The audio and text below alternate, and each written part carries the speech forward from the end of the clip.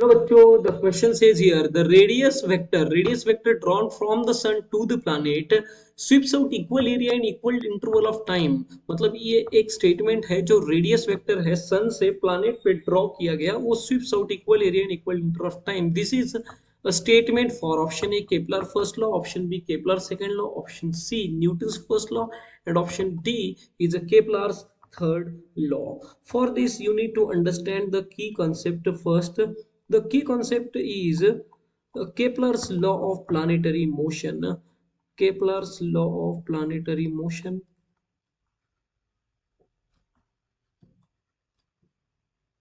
Planetary motion. तो Kepler ने एक बेसिकली एक 3 लॉ दिए थे, उसमें से फर्स्ट लॉ है the law of orbit. Law of orbit which tells that every planet is revolving in elliptical orbit. हर एक प्लैनेट इलेप्टिकल ऑर्बिट में रिवॉल्व करता है और सन एक फोकस पे है, वन ऑफ द फोसा है. तो ये फर्स्ट लॉ है केपलर का. Second law of Kepler is here the statement. This is the statement. The radius vector drawn from the sun to the planet, suppose this is a planet, the radius vector drawn from the sun to the planet, it is going to sweep out the equal area in equal interval of time. So this is the area swept out suppose. तो यहाँ पे same time interval में ये जो planet suppose from here to here is going to sweep out this two equal area.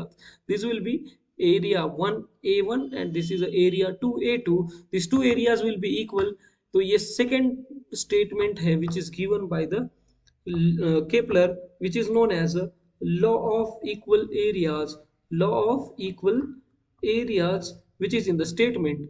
And third law is the law of periods.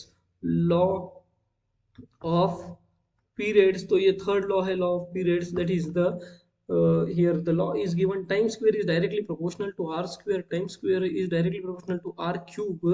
This was the third law. Time square is directly proportional to r cube. R is the mean distance between the sun and the planet.